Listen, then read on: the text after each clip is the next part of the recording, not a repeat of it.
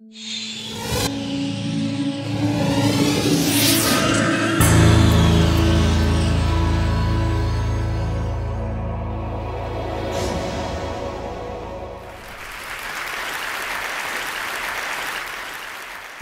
do you explain when things don't go as we assume? Or better, how do you explain when others are able to achieve things that seem to defy all of the assumptions? For example, why is Apple so innovative? Year after year after year after year, they're more innovative than all their competition. And yet, they're just a computer company. They're just like everyone else. They have the same access to the same talent, the same agencies, the same consultants, the same media. Then why is it that they seem to have something different? Why is it that Martin Luther King led the civil rights movement? He wasn't the only man who suffered in a pre-civil rights America, and he certainly wasn't the only great orator of the day. Why him?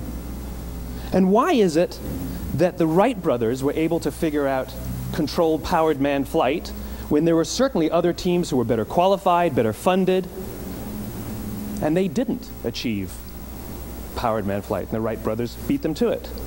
There's something else at play here. About 3.5 years ago, I made a discovery, and this discovery profoundly changed my view on how I thought the world worked, and it even profoundly changed the way in which I operate in it. As it turns out, there's a pattern. As it turns out, all the great and inspiring leaders and organizations in the world, whether it's Apple or Martin Luther King or the Wright brothers, they all think, act, and communicate the exact same way, and it's the complete opposite to everyone else. All I did was codify it. And it's probably the world's simplest idea. I call it the golden circle.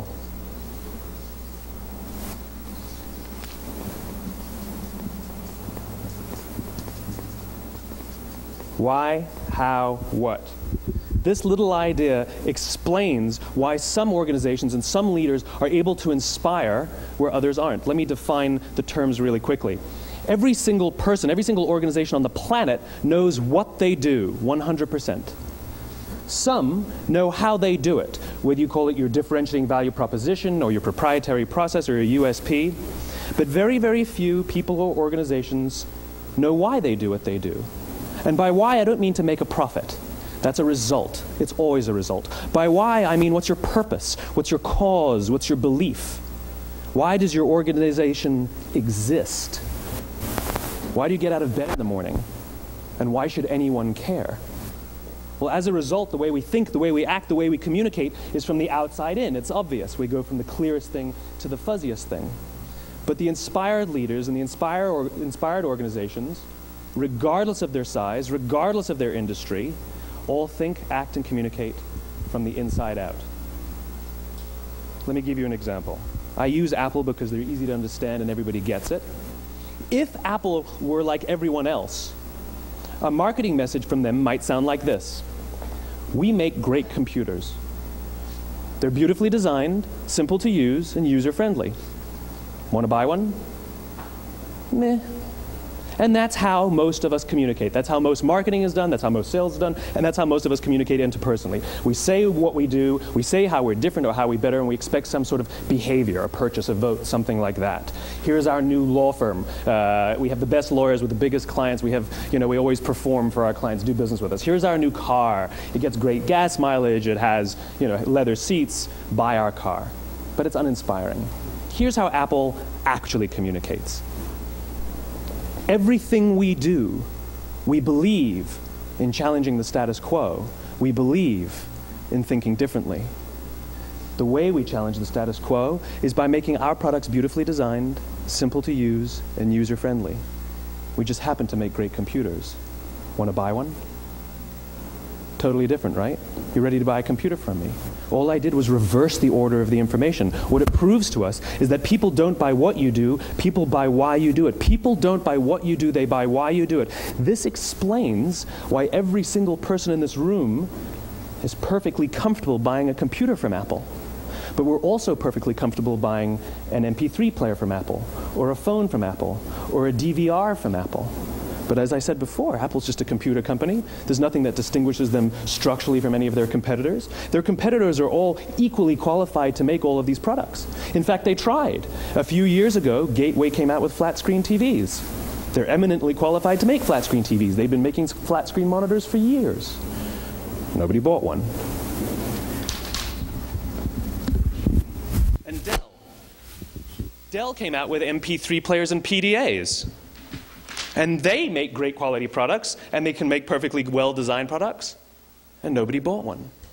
In fact, talking about it now, we can't even imagine buying an MP3 player from Dell. Why would you buy an MP3 player from a computer company? But we do it every day. People don't buy what you do, they buy why you do it. The goal is not to do business with everybody who needs what you have. The goal is to do business with people who believe what you believe. Here's the best part. None of what I'm telling you is my opinion.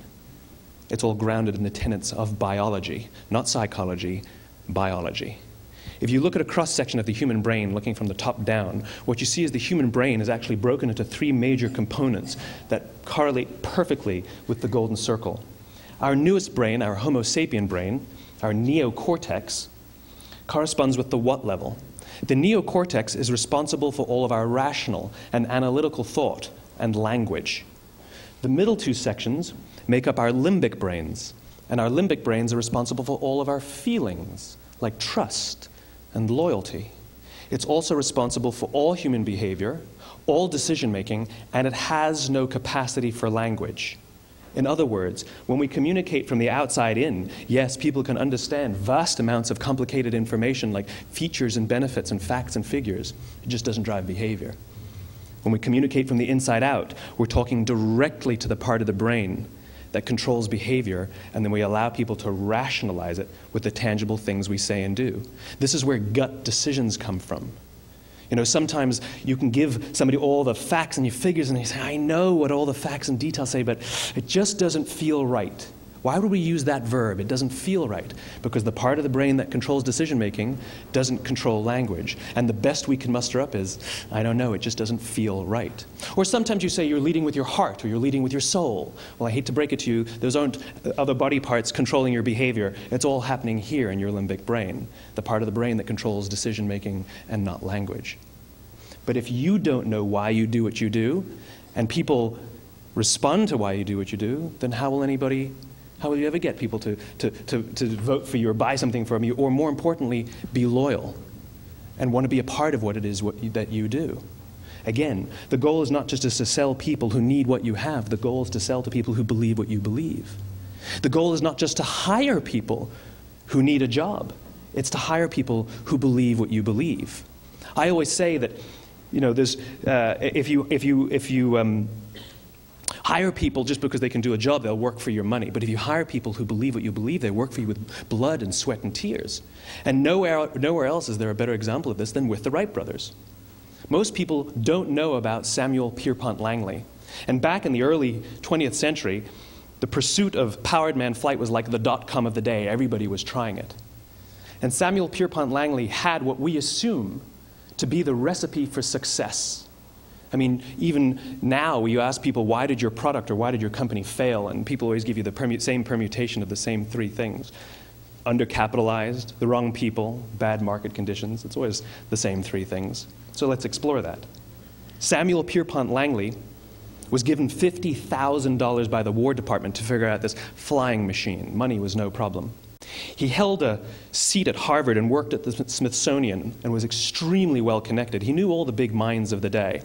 He hired the best minds money could find, and the market conditions were fantastic. The New York Times followed him around everywhere, and everyone was rooting for Langley. And how come we've never heard of Samuel Pierpont Langley?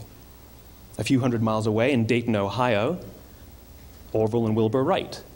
They had none of what we consider to be the recipe for success. They had no money. They paid for their dream with the proceeds from their bicycle shop. Not a single person on the Wright brothers' team had a college education, not even Orville or Wilbur. And the New York Times followed them around nowhere.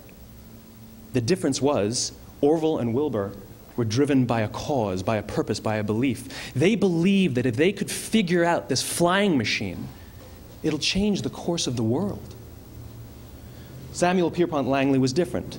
He wanted to be rich, and he wanted to be famous. He was in pursuit of the result. He was in pursuit of the riches. And lo and behold, look what happened. The people who believed in the Wright brothers' dream worked with them with blood and sweat and tears. The others just worked for the paycheck. And they tell stories of how every time the Wright brothers went out, they would have to take 5 sets of parts because that's how many times they would crash before they came in for supper. And eventually, on December 17th, 1903, the Wright brothers took flight. And no one was there to even experience it. We found out about it a few days later. And further proof that Langley was motivated by the wrong thing, the day the Wright brothers took flight, he quit. He could have said, "That's an amazing discovery, guys, and I will improve upon your technology." But he didn't. He wasn't first. He didn't get rich. He didn't get famous. So he quit. People don't buy what you do, they buy why you do it. And if you talk about what you believe, you will attract those who believe what you believe. Well, why is it important to attract those who believe what you believe? Something called the law of diffusion of innovation. And if you don't know the law, you definitely know the terminology. The first 2.5% of our population are our innovators. The next 13.5% of our population are our early adopters. The next 34% are your early majority, your late majority, and your laggards. The only reason these people buy touch-tone phones is because you can't buy rotary phones anymore. We all sit at various places at various times on the scale, but what the law of diffusion of innovation tells us is that if you want mass market success or mass market acceptance of an idea, you cannot have it until you achieve this tipping point between 15 and 18% market penetration, and then the system tips. And I love asking businesses, what's your conversion on new business? And they love to tell you, oh, it's about 10%, proudly. Well, you can trip over 10% of the customers. We all have about 10% who just get it. That's how we describe them, right? That's like that gut feeling, oh, they just get it. The problem is, how do you find the ones that just get it before you're doing business with them versus the ones who don't get it? So it's this here, this little gap, that you have to close, as Geoffrey Moore calls it, crossing the chasm. Because you see, the early majority will not try something until someone else has tried it first. And these guys, the innovators and the early adopters, they're comfortable making those gut decisions. They're more comfortable making those intuitive decisions that are driven by what they believe about the world and not just what product is available. These are the people who stood online for 6 hours to buy an iPhone when they first came out, when you could have just walked into the store the next week and bought one off the shelf. These are the people who spent $40,000 on flat-screen TVs when they first came out, even though the technology was substandard. And by the way, they didn't do it because the technology was so great. They did it for themselves. It's because they wanted to be first. People don't buy what you do, they buy why you do it. And what you do simply proves what you believe. In fact, people will do the things that prove what they believe. The reason that person bought the iPhone in the first 6 hours, or stood in line for 6 hours, was because of what they believed about the world and how they wanted everybody to see them. They were first. People don't buy what you do, they buy why you do it. So let me give you a famous example, a famous failure and a famous success of the law of diffusion of innovation. First, the famous failure. It's a commercial example. As we said before a second ago, the recipe for success is money and the right people and the right marketing conditions, right? You should have success then. Look at TiVo. From the time TiVo came out about 8 or 9 years ago to this current day, they are the single highest quality product on the market. Hands down, there is no dispute. They were extremely well funded. Market conditions were fantastic. I mean, we use TiVo as a verb. I TiVo stuff on my piece of junk Time Warner DVR all the time. But TiVo is a commercial failure. They've never made money. And when they went IPO, their stock was at about $30 or $40 and then plummeted, and it's never traded above 10. In fact, I don't think it's even traded above 6, except for a couple of little spikes. Because you see, when TiVo launched their product, they told us all what they had. They said, we have a product that pauses live TV, skips commercials, rewinds live TV, and memorizes your viewing habits without you even asking. And the cynical majority said, we don't believe you, we don't need it, we don't like it, you're scaring us. What if they had said, if you're the kind of person who likes to have total control over every aspect of your life, boy, do we have a product for you. It pauses live TV, skips commercials, memorizes your viewing habits, etc., etc. People don't buy what you do, they buy why you do it, and what you do simply serves as the proof of what you believe. Now let me give you a successful example of the law of diffusion of innovation. In the summer of 1963, 250,000 people showed up on the Mall in Washington to hear Dr. King speak. They sent out no invitations, and there was no website to check the date. How do you do that? Well, Dr. King wasn't the only man in America who was a great orator. He wasn't the only man in America who suffered in a pre-civil rights America. In fact, some of his ideas were bad. But he had a gift. He didn't go around telling people what needed to change in America. He went around and told people what he believed. I believe, I believe, I believe, he told people. And people who believed what he believed took his cause and they made it their own, and they told people. And some of those people created structures to get the word out to even more people. And lo and behold, 250,000 people showed up on the right day, on the right time, to hear him speak. How many of them showed up for him? 0. They showed up for themselves.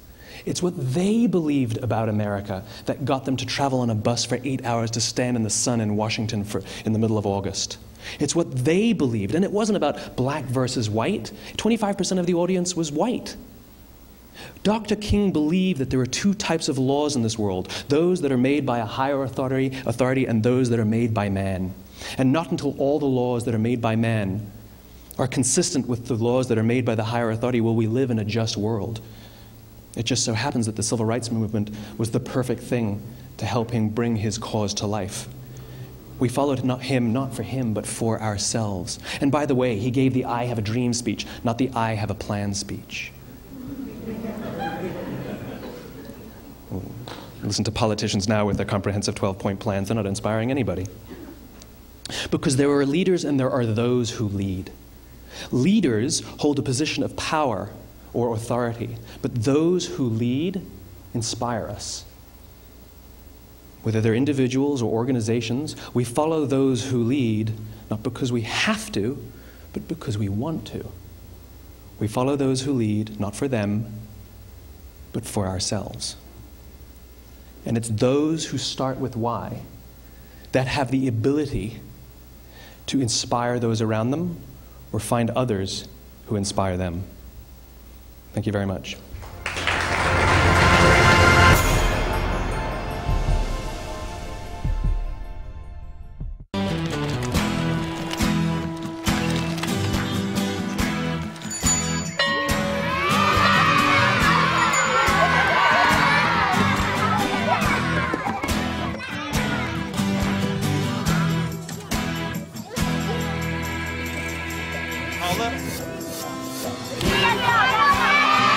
Sharing. That's video on the Human Network. Siska, welcome to the Human Network.